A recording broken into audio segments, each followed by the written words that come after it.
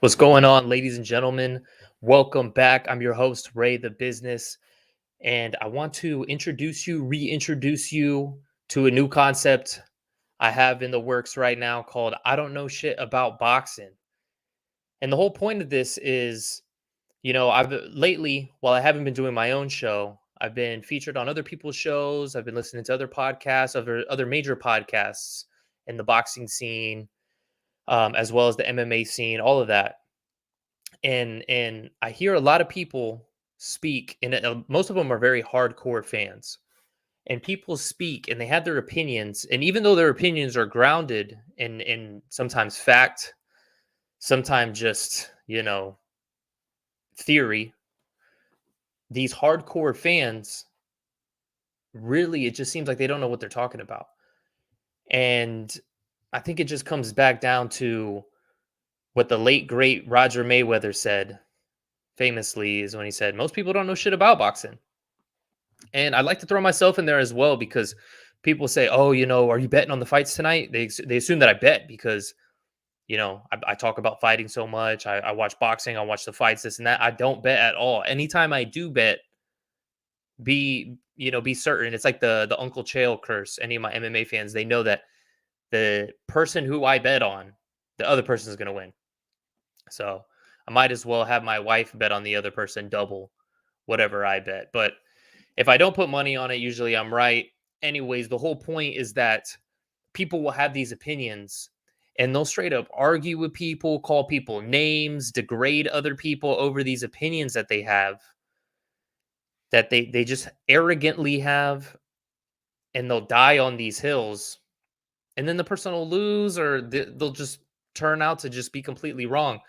So that being said, let's take it a step back, take it as more of a humble approach to the game, and just realize that most people don't know shit about boxing. Maybe myself, maybe you listening included, but all I can do is offer my opinions and then introduce the floor for debate. If anybody wants to debate my opinions, let me know, comment below, hit me up, we can talk about it, and see what ideas we feel are the best. But that being said, there's an idea that's floating around right now in the casual audience. And I hear it all the time. I hear it from reporters, I hear it from all these guys, and it's, why won't Jake Paul fight a real boxer? It's one of those things that if I had a nickel for every time I heard this, right? But it's a legitimate question and a legitimate concern as well, because if you look at this guy's box rec, you know, you don't see any real boxers on there, to be fair. So we're going to go ahead and answer that question. But before we answer that, that's the larger question that we have some sub questions in between. And we'll answer all of those in route to hopefully uncovering our question of why won't Jake fight a real boxer. So I'm hearing the rumors. I'm sure you've heard the rumors as well. And the question is Jake Paul going to be next fighting Anderson Silva? Let me go ahead and pull up my screen right here. Make it a little bit bigger.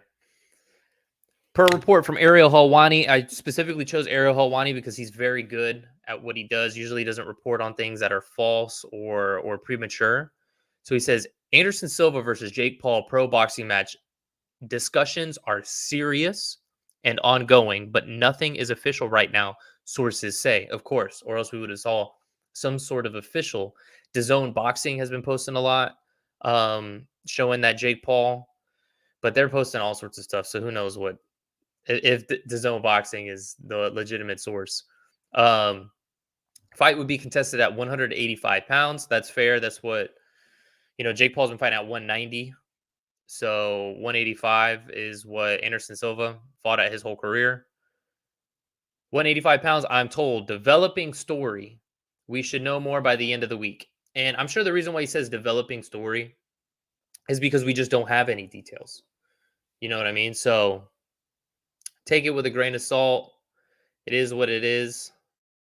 You know what I mean? At the moment, We have this rumor.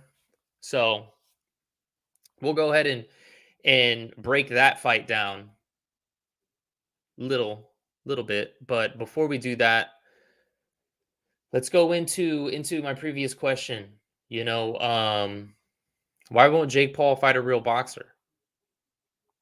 And to answer this question, I say we take a look at his box rec.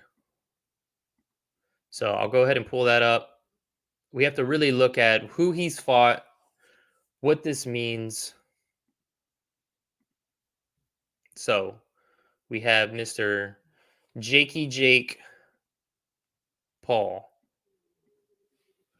right here.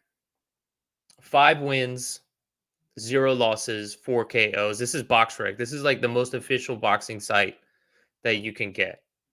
Residence Dorado, Puerto Rico, the problem child, all that stuff. And you see here, really goes back to his first fight. His first fight was Deji, whatever his name is, who just, shout out to him, got his first win in the boxing ring. That was an amateur fight. And then when Eddie Hearn wanted to make the KSI versus Logan Paul rematch, he wanted to do it on a pro show. So Jake Paul made his pro debut against this guy, Ali Asen Gib, I believe his name was. He was another YouTuber. And he started off with a 6-round fight. Obviously, it didn't go past the first, but that's also something that's a bit rare to see somebody start their pro career with a 6-round fight. But people said, it doesn't really count. You know, it was against another YouTuber. Sure, he was training, but that's not a pro fighter. Next fight was on the undercard of Mike Tyson versus Roy Jones Jr., that exhibition fight, and we had a pro contest with a debutante in Nate Robinson. I believe is a Hall of Fame basketball player. I don't know if he's in the Hall of Fame or not, but a really good basketball player. They fought at 189. Nate weighed 181. Again, second round knockout, but this fight was, I had people, kind of talking because it was something where, Jake Paul does, he's not serious. He's fighting Nate. Oh, Nate's from the hood, Nate's an athlete. Boom, knocks him out. And everyone thought, wow, I can't believe he just knocked out Nate Robinson. Then his next fight was against Ben Askren. Now, another boxing debutante. But to be fair, Ben Askren was somebody who has at least had combat experience. But what's very unique about Ben Askren is that his style is reliant on wrestling. As soon as I get close to you, I grab you, I take you to the ground. That was it. He's somebody who, at least other wrestlers develop a certain, mediocrity when it comes to the striking. Ben didn't really do that. And that was something that we saw exploited when Jorge Masvidal ran straight at him, threw a flying knee, because he knew as soon as he got close, Ben was going to go straight down and try to go for his legs. And Ben never really developed those striking abilities. And then also, this was an out of shape Ben Askren, a retired Ben Askren, and a Ben Askren who had just come off a hip surgery. So you really got the worst version of Ben Askren, as you see here, under 2 minutes. He was TKO'd. And then we had Tyron Woodley. When this fight was announced, I thought, man, this is a bad idea, because people say, oh, well, he's another MMA fighter. I mean, if you look at his MMA career, he has 6 knockouts with the hands. He won the UFC title by knocking out Robbie Lawler with an overhand right, somebody who people were saying had an iron chin, by timing him, which takes mental and fight IQ to do. And we also saw him when he fought Darren Till time the striker with another overhand right and drop him, ultimately submitting him. That's one of those ones where it's almost like a knockout turned into submission. But that being said, Tyron Woodley was coming off of a skid, a couple fight layoff. Let's go ahead and check out Tyron Woodley. 0-2. pretty bad. But anyways, he was coming off of that skid in the UFC. Fought a close decision, split decision, 8 rounds. That's another thing too, man. For Jake Paul to be fighting an 8-round fight in his fourth fight, we'll get to that in a minute. Then he rematches Tyron Woodley in Tampa, Florida in December. I was there, knocked him out cold in the 6th round in his 5th fight. So take it as you will. That is the story of Jake Paul. Up to date, we go into the question of, okay, well, why isn't he fighting a real boxer then? Well, he tried to make the Tommy Fury fight. Nobody really wanted that rematch with Tyron Woodley. It was nice for him to, put a stamp on it so people can't say, oh, well, Tyron Woodley, he won that fight, this and that, even though I don't think he did. I think he turned into the frozen one instead of the chosen one again in that first fight. But not to harp on that fight. He tried to make the Tommy fight. Tommy pulled out. He tried to make the Tommy fight again. There was a lot of controversy with that. Jake was saying, oh, my lawyers have called the embassy. All you have to do is show up. Tommy says he went to the airport, got stopped. Jake says that, you're a celebrity. Your girl's a celebrity. How come nobody took pictures of you at the airport? How come there's no evidence of you at the airport? That's not the questions I want to ask, but I think it is fair to say if we're going to, if we're going to fault Jake for not fighting a real boxer when it comes to that, well, he made the fight with the quote real boxer twice, and what happened there. And I put it in quotes because we'll get to Tommy in a minute. Then he makes a fight with Hasim Rahman Jr. Hasim, people were saying, oh, Jake pulled the plug on that. Jake's promotion pulled the plug on that. But, when it comes down to it, Hasim Rahman was the one who didn't live up to his contractual obligations. I'll put it like that. And I'll touch on that briefly in a minute in there. But, so far as we've seen by Jake Paul's box rec, he's got debut, and then against a guy who's 0-1, who he beat already. So that kind of leads the question, why aren't Jake Paul's fights labeled as exhibitions? I've seen a lot of people. I'll go ahead and add this one in here. Seen a lot of people talk about this, oh, Jake's fighting these exhibition fights. These are exhibition fights. These aren't real pro fights. These are exhibitions. So it brings us into our last question. Why won't Jake fight a real boxer? Well, we kind of have to define what a real boxer is, right? So let's go ahead and take a deeper dive and look into some people, because when we talk about most people don't know shit about boxing, most people don't know the way the early you'll see the top level boxing, the pay-per-views, whatnot, the Floyd Mayweather, all the Manny Pacquiao, all these guys, Canelo, but they don't see the 4-round fights starting off when people, are in, North Carolina or, Mexico, fighting guys in bars and whatnot. They don't see these fights. So I want to go ahead and share the screen. A guy that most people know, a guy named Ryan Garcia. And this is no knock on Ryan Garcia. Don't get it twisted. I'm not trying to say anything positive, negative. I mean, I'll say something positive. I think he's a great fighter, and we'll see what happens in his career. But if we're going to hold Jake to these standards of, oh, he needs to fight real boxers, this and that, then let's go ahead and take a bigger look at his career. We got 23 wins, 0 losses, 19 wins by knockout. Let's go all the way to the beginning. His first fight, a 4-round fight against a debutante. Second fight, Hector Garcia, 0-2, 0-2-1. 4-round fight. All 3 of these were first-round knockouts. Now, in his third fight, he finally fights someone with at least 1 win.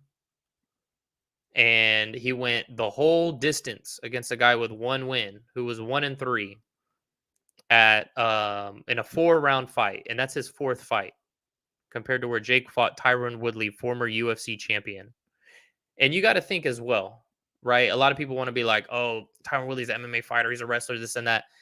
You guys think that when you're training to be MMA world champion, especially for as long as Tyron Woodley's been fighting, that you haven't had a boxing coach, like just like a strict coach that's just for boxing?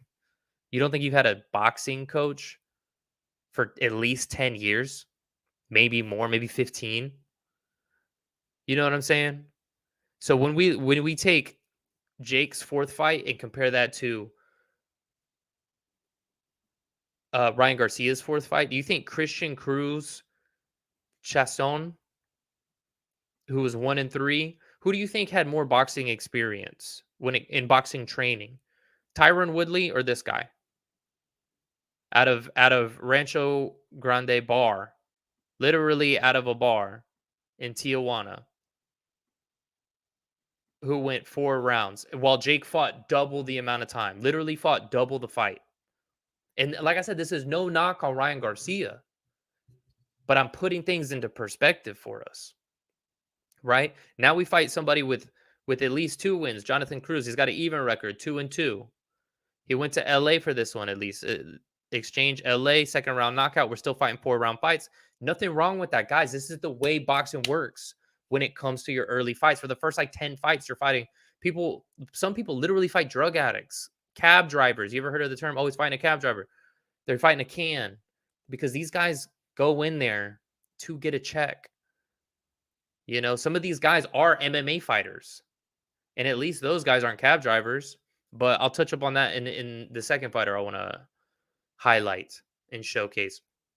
Now we move on to fight number 6, Mario Aguirre, 2-4, 4-round fight. Now we go into 1, 2, 3, 4, 5, 6, 7, his 7th fight. We finally fight a guy with at least a winning record who's 8-7, and now we're fighting into a 6-round fight. And we haven't even gotten to an 8-round fight. We don't fight an 8-round fight until 1, 2, 3, 4, 5, 6, 7, 8, 9, 10, 11.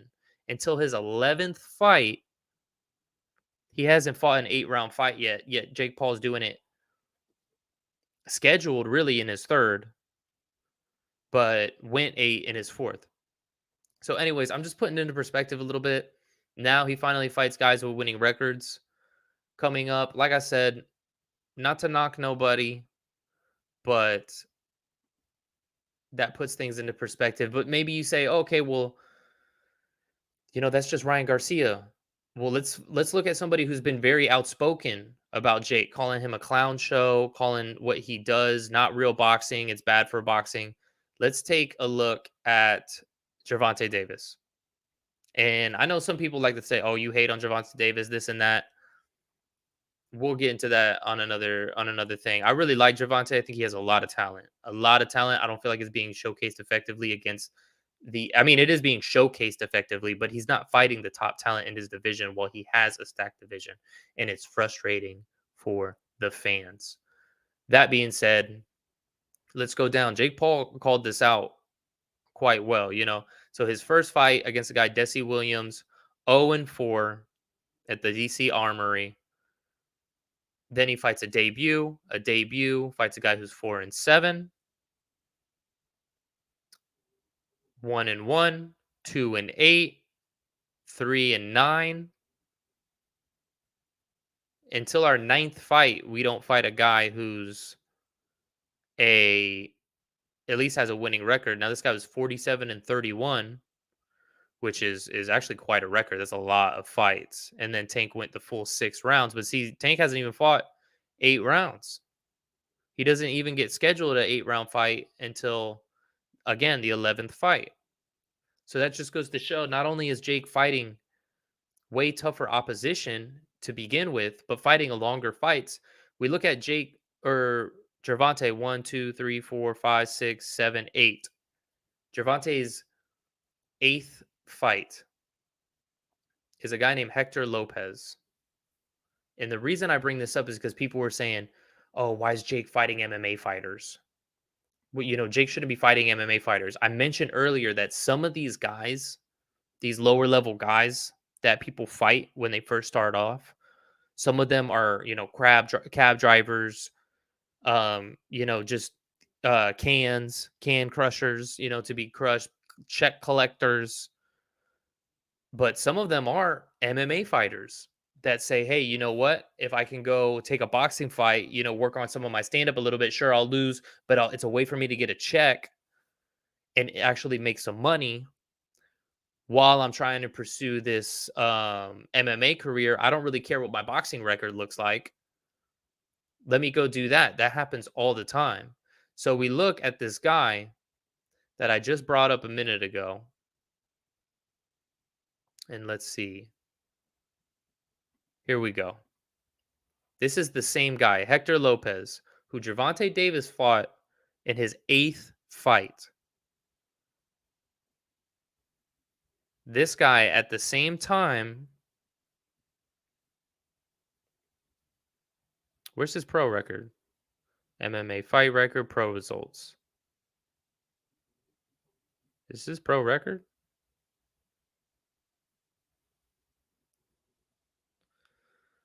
Pro MMA record. Let me see the pro results. Why does it say 47? This can't be right. He fought Sean O'Malley. He didn't fight no Sean O'Malley. Okay. Here we go. At the time that he fought Gervonta Davis, he was 3-0. So let me ask you, the listener, the casual fan, why is it okay for Gervonta Davis to fight in his 8th fight an MMA fighter who is debuting at 3-0, but for Jake Paul in his 4th fight to not fight not only an MMA fighter but a UFC future Hall of Famer 5-time world champion? And this same man is going to call that bad for boxing. This is a clown show. This is that, whatever he said. I don't want to put words in his mouth, but he was very outspoken negatively about it. So that's just me bringing this up. Why is that? What is the difference? You know what I'm saying? We look at Tyron Woodley's record, because that's another thing too. We look at let's talk about the real boxer again. You know what I'm saying? So we talked about Ryan Garcia. We talked about Gervonta Davis.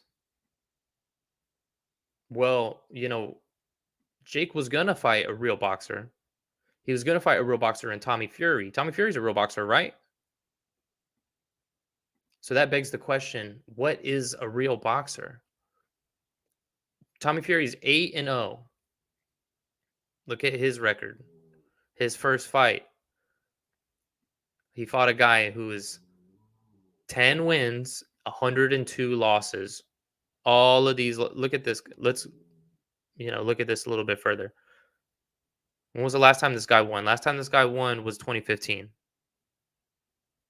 Before that, it was 2014. So this guy hasn't won a fight in 7 years and has just lost. This guy is a pro loser. No offense to this guy. The sport, this is good for people like this guy. But if Jake fought this guy, people would be clowning on him. Oh, he fought a guy who's 10 and 102. What? That's crazy. Then for his second fight, he fights a guy who's 0 and 26.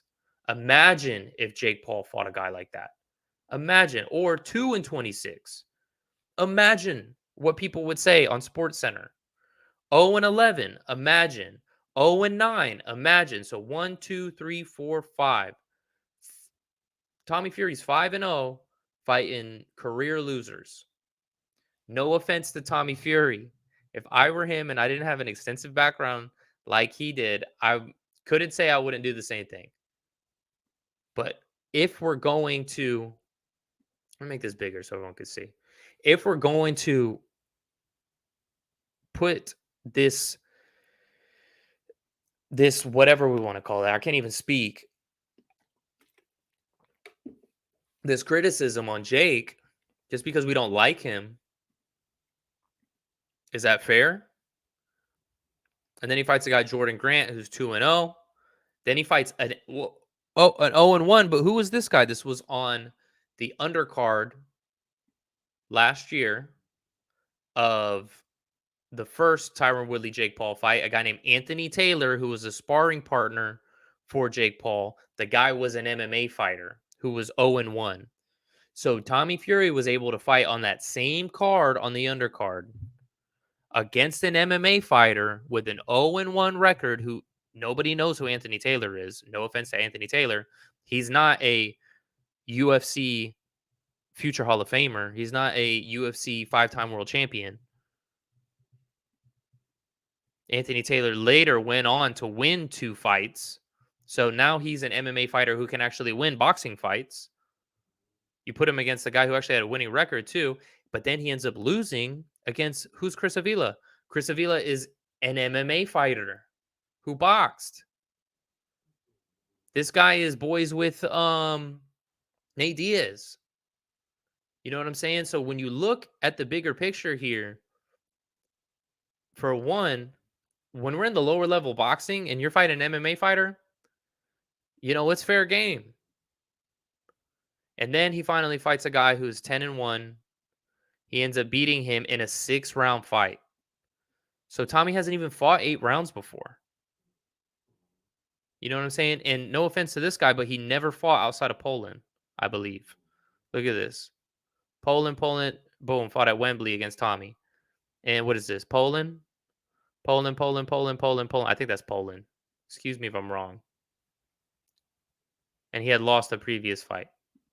So it looked like a little bit of hand picking, but that's the way boxing is. Fair play to him. Anyways, my rant concludes on that. Why are Jake Paul's fights not labeled as exhibitions? Because then why aren't any of these other guys labeled as exhibitions? You know what I'm saying? If you go and train, what's the difference between him fighting Ben Askren and freaking, Devin Haney fighting a guy in a bar in Tijuana? Do we know if that guy's been training? Do we know that guy's a legit boxer? You put it on his box rec, right? No offense to Devin Haney, but it just is what it is. You know what I'm saying? Lastly, on this point, because I got some other points to make. I'm going way too long on this, but it's all good. We look at Tyron Woodley. His last skid right here was very bad. Loss, and then he lost twice in boxing. Last time by devastating knockout. Terrible. Couldn't believe it. Saw it with my eyes. But anyways, we see this. Like I said, Darren Till, he submitted him, but he essentially knocked him out before he did that, and he timed him perfectly. Stephen Thompson, and I think it was in the draw, had him basically knocked out cold. And this guy is like a karate world champion. This guy is so good at striking. And he had this guy basically dead. If that was a boxing fight, bro, the ref would have waved it. Robbie Lawler, guy who was this iron chin dude, KO'd in the first round. You know what I'm saying? And this ain't that long ago. 2016, 2018. 3 years later, he's getting KO'd by freaking Jake Paul. And we're going to say that's not legit? I don't know, man. I just have questions.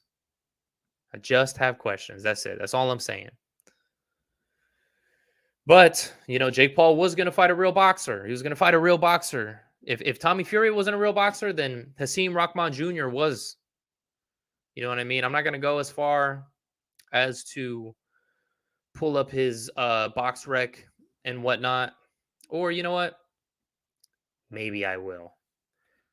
So anyways, this guy, Rahman Jr., was supposed to fight Jake Paul, and the fight fell out. So let's just cover really quickly, why did Paul versus Rahman Jr. fall out? Why did this fight fall apart?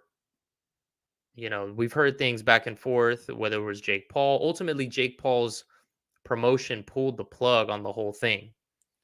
Really, they could have fought. And then people want to give Jake Paul shit about it, but I'll leave you to decide. So he was 12-1. His last fight, he fought the son of Tommy Morrison, aka Tommy Gunn from Rocky 5. He was TKO'd in the 5th round. But before that, let's go ahead and take a look at his pro record. Debutant, debutant, and then you fight a guy who's a debut and you knock him out with 40 seconds into the first round. That makes you think, how much was this guy training? Who was this guy? Who was Ralph Alexander? Maybe he's legit. Maybe he's not. Do we call that an exhibition? Do we call Demetrius Shaw an exhibition? No. James Jones, 4-11. Excuse me. 3-10, 4-15. Now we have a winning record, 26-21. Still 6-round fights, 4-round fight, 4-round fight, 4-round fight, 6, 6, 6. Wow. So this guy hasn't even ever fought an 8th round. He's never been to a 7th round. And this guy's the legit boxer. You know what I'm saying? So I know it sounds like I'm being negative. I know it sounds like I'm being a hater. It's just one of those things when there's so much hate for a guy like Jake Paul. I just feel like it's misinformed, it's misdirected. This guy is actually making some moves in the sport, I feel. And ultimately what happened was, here was the issue. We got to go to the weights, right? So we look at 234, 233. This is what Hasim Rahman Jr. weighed at every one of these fights. 232, 226. With this fight, he was 269 for this fight. Now, basically what happened was he told Jake Paul's team he could make the fight happen and he would be able to weigh in at the weight of 200 pounds. He said it was fine. He went on this whole press tour, went on everybody's podcast, talking about, the weight's fine, weight's good, weight's good. Week out from the fight, he was supposed to be checked on by New York State Athletic Commission, which really a lot of people said they shouldn't have done that anyways. But I think the New York State Athletic Commission, because there was a rehydration clause in there as well, wanted to make sure that everything was going smoothly. And the rehydration clause is essentially he would have to weigh in 200 on the night, and then, or on the weigh-in, he would have to weigh 200 pounds. The next night before the fight, he would have to weigh in, whether it was the day of, I don't know what time exactly, but he couldn't rehydrate to more than 210 pounds. That way, he's not just sucking out a bunch of weight and then rehydrating up to like 230, something like that, something crazy, right? And really what it is that Jake's team wanted him to be more drained, so that makes it more of a fair fight. I mean, you have a guy who's been boxing his whole life at heavyweight, has 12 wins. This is a fight that somebody who's, 4-0 against the record that Jake's had shouldn't be taking. Yet here he is taking it. Nobody else is box rec that we've covered has taken a fight like this. Yet here we are. And it's up for Hasim Rahman Jr.'s team to follow through. They're the ones who accepted the terms. So essentially, they come back and they said, hey, you know what? We're actually not going to be able to make 200 pounds. So Jake's team said, you know what? This is what we'll do. We'll fight at 205. They sent a new contract. We'll fight at 205. They didn't even have to do that. They could have just said, you know what? Too bad you said you were going to do this. Jake said, nah, you know what? We'll make the fight 205. There you go. 5 pounds. That's a lot of weight. If you're not going to make, for example, they stripped Charles Oliveira of his title over half a pound. So they gave him 5 pounds and they didn't even sign the new contract. They didn't have to give him a new contract. They did.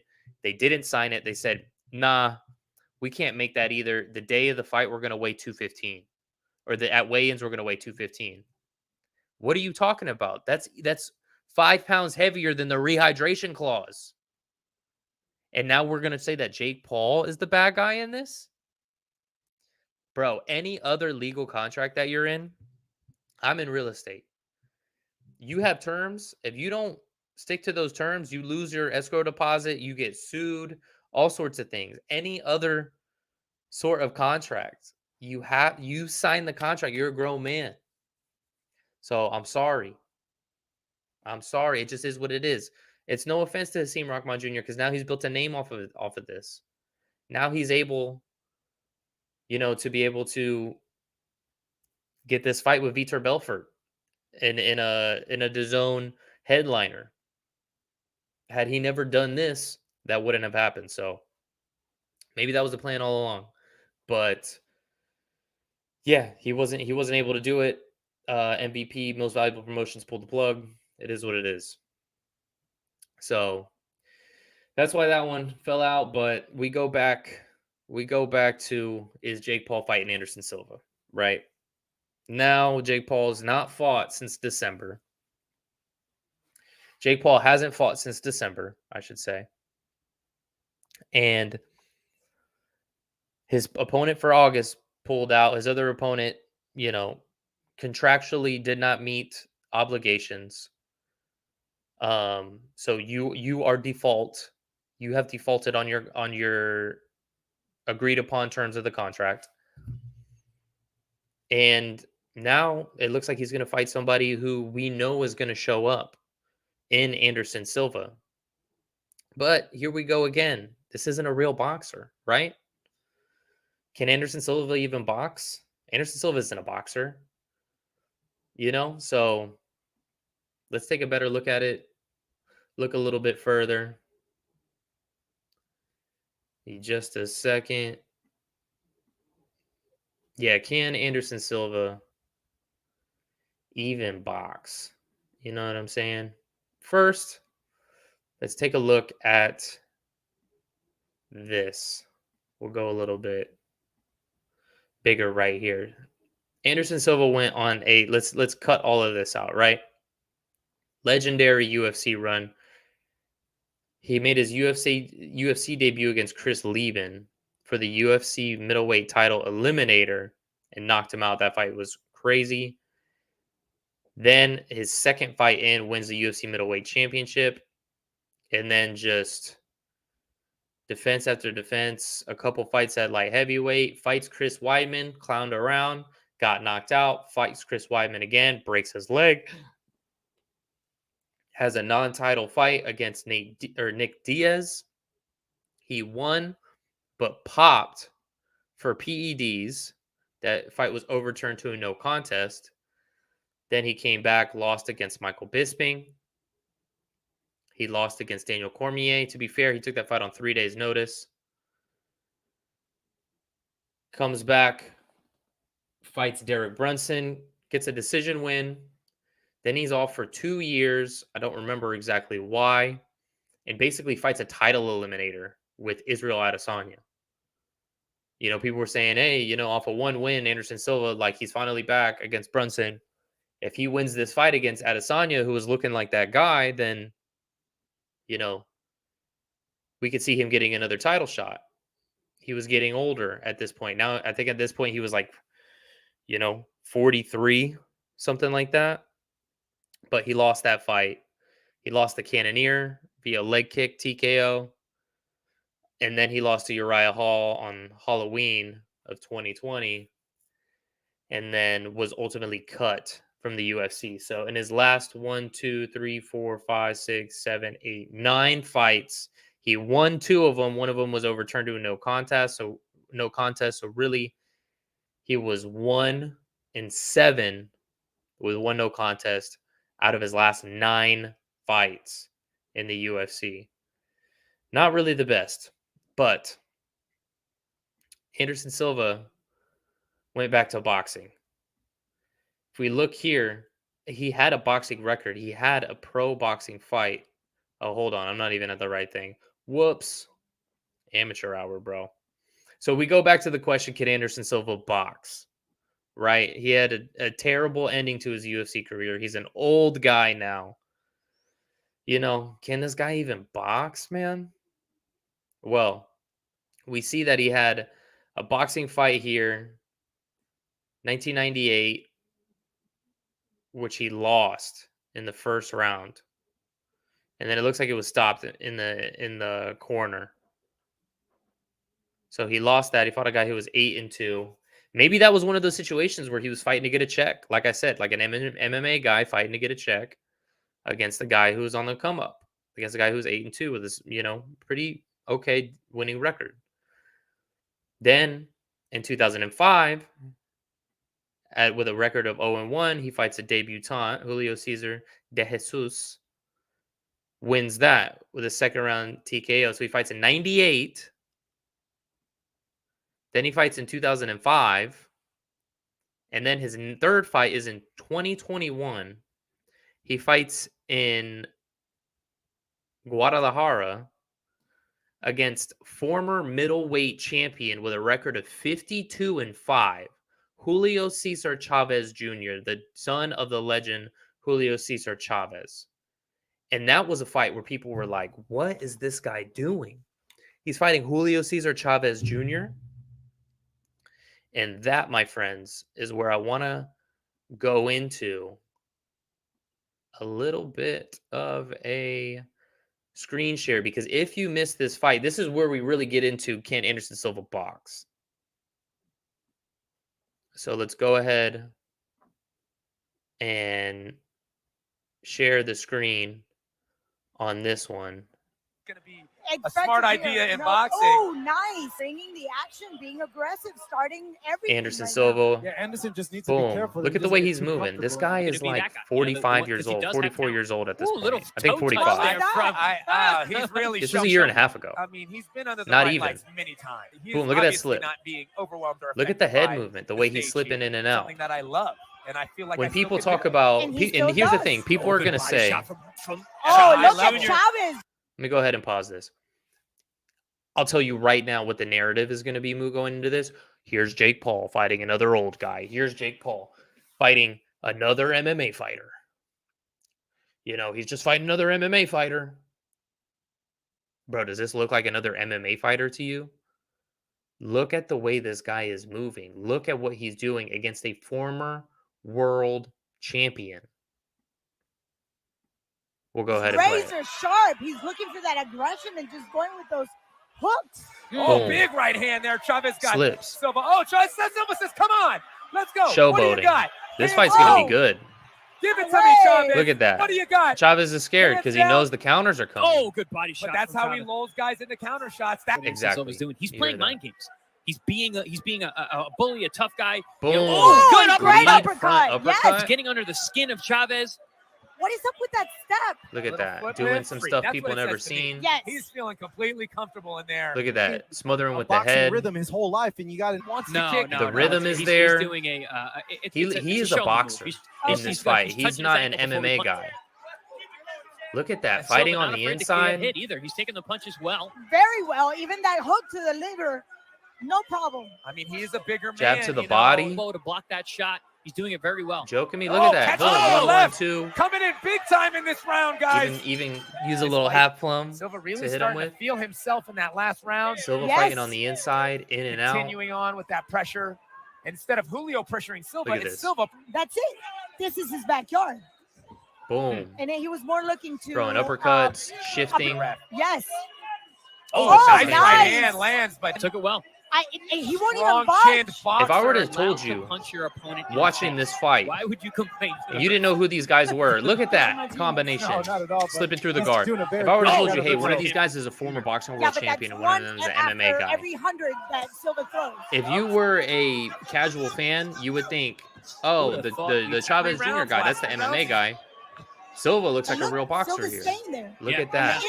He's willing to take it. Yes.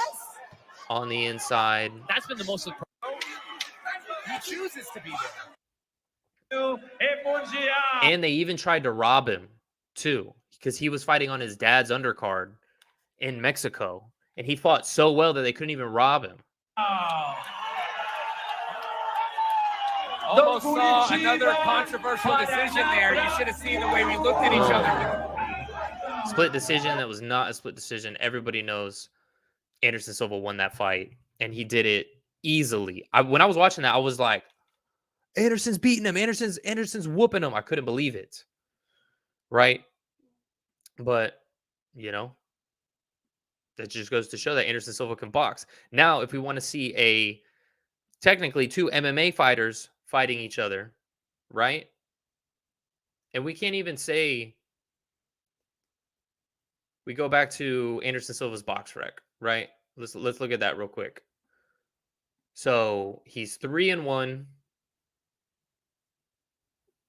His one loss was in his debut. A win in 2005, a win in 2021 in June against a former world champion. Let me stress that a little bit more. And then now another debut against a former MMA fighter who Tito Ortiz, 47. Okay, so a guy the same age as him. So we can't even be like, oh, he's old, this and that. The guy's the same age, right? Now, let's go ahead and look at that. This was Anderson Silva's, hold on a second, Anderson Silva's last fight.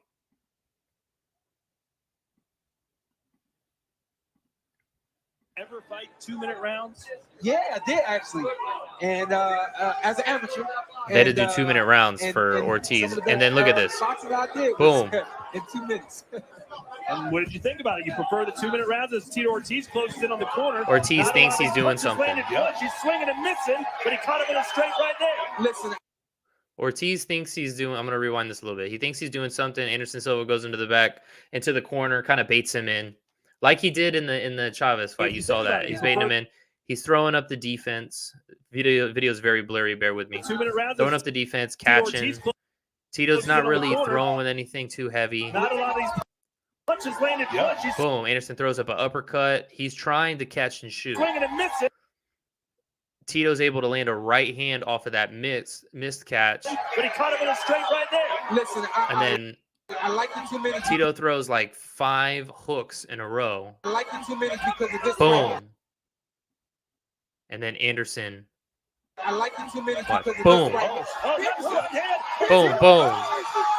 Tito's out cold. Cold. Whoa! Can you believe this? So within 90 seconds, Tito Ortiz is out cold.